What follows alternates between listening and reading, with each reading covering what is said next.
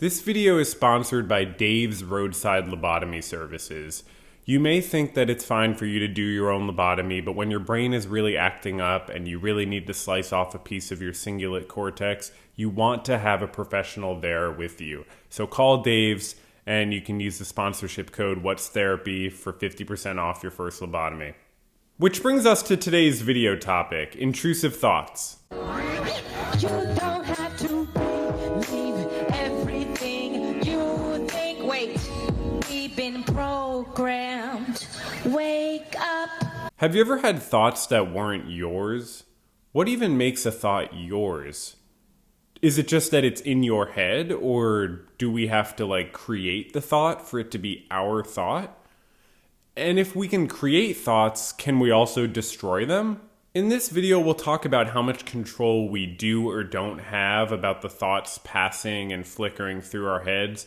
And we'll talk about how to get control without overstepping and assuming we're completely in charge in the mind department. Because thinking we're totally in charge makes us feel responsible for every single thought that passes through, and that can be a problem. But okay, enough with the intros. Let's look at some data. Are we ready for some data? As some researchers explain, intrusive thoughts have been defined as unwelcome, repetitive thoughts, images, or impulses. In the last decades, clinical psychologists have empirically investigated the role of unwanted intrusive thoughts in pathologies such as obsessive-compulsive disorders, depression, post-traumatic stress disorder, and generalized anxiety disorder. And quick note, by the way, I get if it doesn't really feel right to use the word disorder this much. I'm not all for it. I think it's a lazy way to speak, and I think when we genuinely understand the human condition better, we won't just call all these things disorders. But that's where we're at right now. We label it that way. I don't agree with it, and you don't have to consider it a disorder. It's just sort of a lazy label. Anyways, to continue. An important point here is that also healthy individuals experience intrusive thoughts that are comparable to clinical obsessions in form and content. They looked at mentally healthy people in this article, and they found that intrusive thoughts were correlated with activation of the left inferior frontal gyrus, also known as the Broca's area, which is like the language center of the brain. They tested people performing tasks and not performing tasks, and they found that the people with more intrusive thoughts when they were not performing a task had more activity in this sort of verbal communication language center of the brain. So some people may have stronger and more continuously active inner speech processes in the absence of external task demands. All of this is helpful for giving us a foundation to understand these weird mental experiences that we call intrusive thoughts. Long story short, we talk to ourselves a lot, and some people talk to themselves more than others. I always felt like talking to yourself is totally fine as long as you're also listening to yourself. It seems not as helpful to be talking to yourself and not listening to yourself. But the thing with intrusive thoughts is that's kind of flipped, we could say. It's almost like you're listening to yourself without talking to yourself. Like you're listening to yourself without feeling like it's you that's communicating the things to yourself that you're experiencing. And I mean, maybe it makes sense that we don't feel like we're the one creating those thoughts, because do we create our thoughts, as we asked a minute ago? I mean, take for example another natural process, like whatever a mitochondria does. Is it me doing what my mitochondria does, power housing the cell or whatever? Is that me doing that? Another example, I broke my ankle recently. So is it me healing my ankle? Is it me sort of making my ankle heal? I mean, I'm making sure to use my crutches and not step on it and not put weight on it, maybe elevate it, maybe ice it if I'm not too lazy. But I'm not healing my actual ankle, right? Natural processes gonna natural process, I think. And in this video, I just wanted to shine a light on maybe unrealistic expectations we have for our thoughts and our mind to play by some different rules and to be like some sort of machine that we're operating. But with our minds, just like with me healing my ankle, while we're not in total control, there are obviously things we can do to make the situation better. For example, if I'm having intrusive thoughts about like an ex-romantic partner, it's going to aggravate the situation to look at their social media all the time. Or if I'm having intrusive thoughts about my body, about how I view my body, it's going to aggravate the situation to spend too much time in front of the mirror or to spend time around friends or family who insult my body or insult their own body. That's just going to aggravate the situation, but you can't always avoid triggers. I mean, that needs to be admitted. You can't always avoid triggers. Well, think about it this way. Triggers exist in a series, from one leading to the other. And if the triggers are outside of us, or if one of the triggers are outside of us, it still does lead to internal or mental triggers as sort of intermediate chains in the series. For instance, the experience of external stimuli of thinking, oh wow, my ex looks really happy on Instagram or something, can lead to the internal thought of, well, I wonder if they're with someone new. And that can lead to the thought of, maybe I never really made them happy while we were together. Maybe they were faking it, blah, blah, blah, until I just feel like a punching bag. My point here is that those intermediate internal thoughts are also triggers, so whether there's an initial trigger outside of us or not, we still have to learn how to respond to those internal triggers, especially because there are situations where you just can't even avoid those external triggers in the first place, so you really have to just focus on how you internally respond to it. Let's look at a really serious example of intrusive thoughts that is so common and so much more common than people think.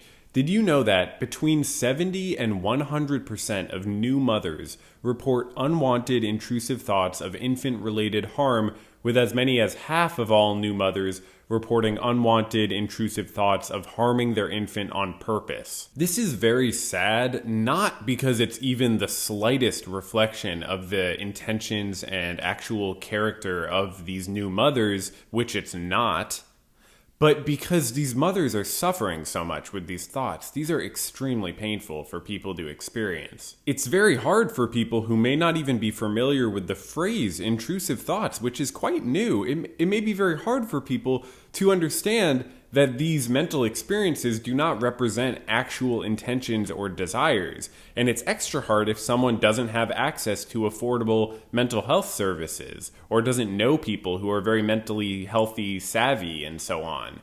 So it's very hard for people to make sense of what's going on. What's going on? What is this? What's going on?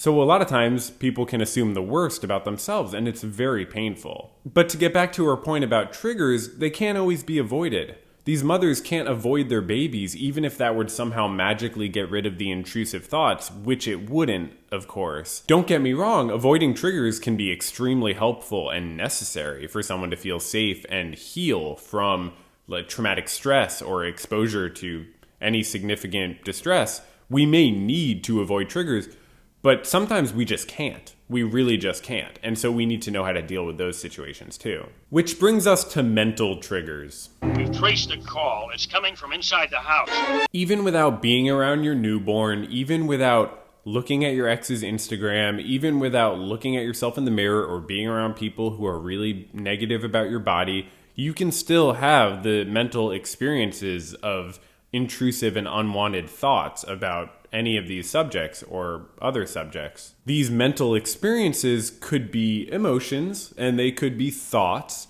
or they could be some mixture of the two that we can't even conceive of yet because we're, just not perfect in our understanding of the mind. But we're focusing in this video on the more thought-based, the more language-based intrusive, unwanted mental experiences. I shift between calling them intrusive thoughts and calling them mental experiences to try to communicate that they're not necessarily thoughts that you have. That's sort of one way to see it, and that's how we understand our mind very often. But you could also say that they're mental experiences that are happening. They're phenomena that are occurring in the vicinity of what we call you. And as we said before, mentally healthy people have intrusive thoughts too, they just experience them differently. According to one study, intrusive thoughts about everyday concerns such as food or work, for example, are an ordinary experience for the majority of the population. And there is some consensus that the difference between clinical and non-clinical intrusive thoughts is one of degree rather than kind. Clinical and non-clinical meaning problematic and not too problematic. So, this article states, the reaction that individuals have to their intrusions can be a contributing factor to clinical disorders, and this is the really important point.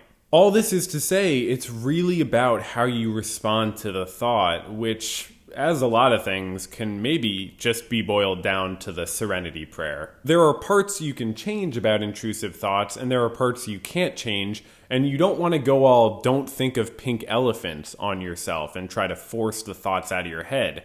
That doesn't work. As we learn in this same article, the instruction to suppress thoughts can produce an immediate increase in those thoughts, as well as a rebound of those thoughts when participants are later told to express those thoughts. Subsequent literature supports the idea that we are drawn to the very item we are trying to avoid, in natural as well as controlled laboratory settings. And then look at all these citations. Seems like a pretty legitimate claim. So what do?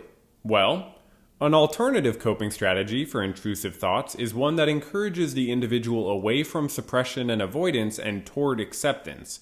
One therapy that nurtures this technique originates from Buddhist meditation and is called mindfulness. I don't mean to overquote this one article, but it's a really interesting one where they were apparently like the first people to come up with a scale to measure people's emotional and behavioral responses to intrusive thoughts, which is very important.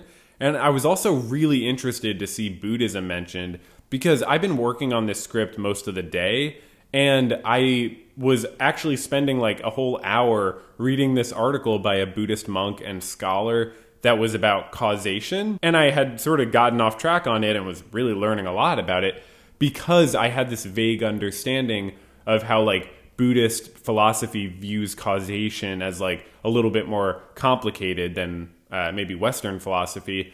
And that was coming up for me because I was thinking about how intrusive thoughts are caused by things and also cause things, or do they? So I was sort of thinking about how we understand causation, started reading some random article that was extremely interesting by a monk, and then I'm finding Buddhism mentioned in the other articles I was reading, the, completely secular ones. So I just thought that was pretty interesting. The monk's article was about the difference between early Buddhist conceptions and later Buddhist conceptions, and about how the early ones focused on the specific conditionality of one cause on another when you're thinking about the human condition and causes of human suffering, and other things more broadly, but specifically about how one reason for human suffering can be a result of another reason, and you have to sort of work your way backwards to try to, pick them all apart. And that's different from the later Buddhist conception of like interdependence and all causes,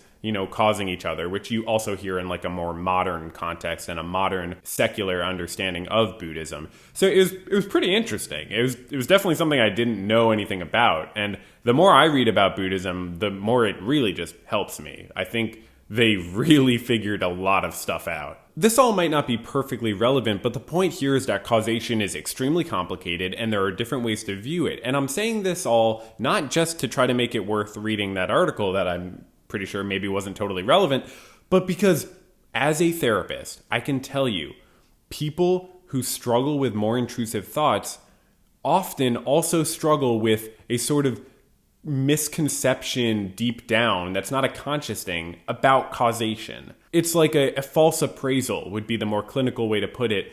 And let's say a little bit more about what that is and what that causation sort of misappraisal looks like.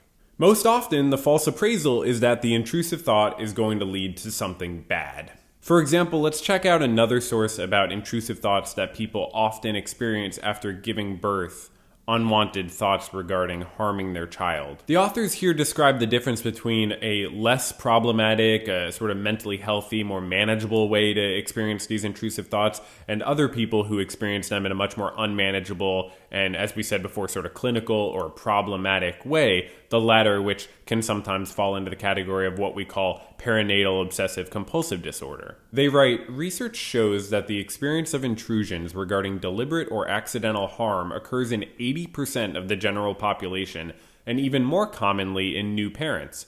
These thoughts are usually easily dismissed. People with OCD differ in that they give undue importance and meaning to the intrusions, which to them signal that they are capable of causing harm. It is essential to note that people with OCD do not act on their thoughts of deliberate harm.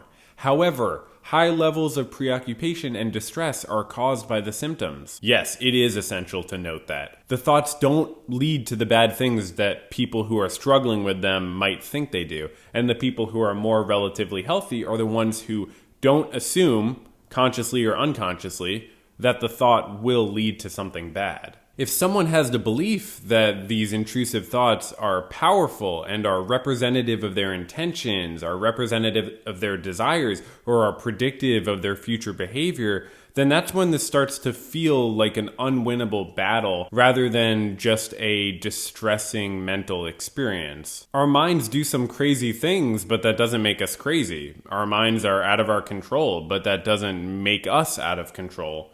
It's just like how our bodies break down, but that doesn't make us broken.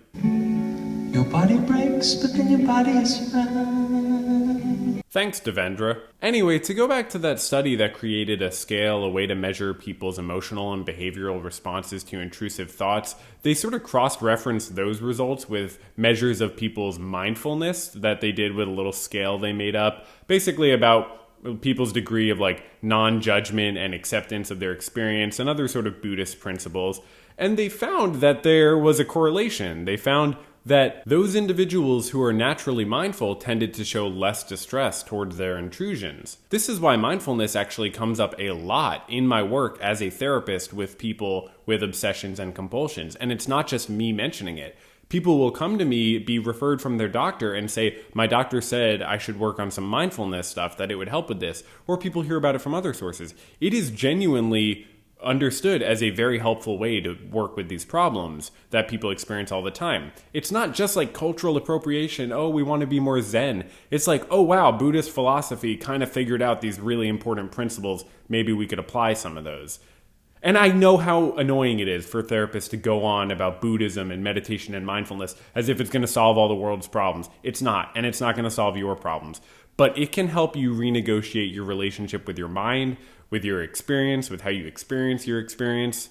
And that can matter a lot when it comes to intrusive thoughts. So, as with many things, the first step with intrusive thoughts is recognition. Acknowledging that there's an intrusive thought, an unwanted, disturbing, spontaneous thought, and maybe calling it intrusive, or whatever you want to call it. Then the next step is to understand, as part of that definition of an intrusive thought, that it is a thought, that it is fleeting like a feeling, and that it doesn't represent any sort of rational judgment you have or any actual intention that you have. Then, once you're conscious of the thought and its transitory nature, you can have some control in how you exert yourself in response to the thought. A less healthy way of responding to an intrusive thought might be, for instance, thinking, I need to stop thinking that. Whereas a more healthy way to respond to the thought, and a way that would probably work better, would be something like, I know this thought sucks, but it will be gone soon. I'll get through it.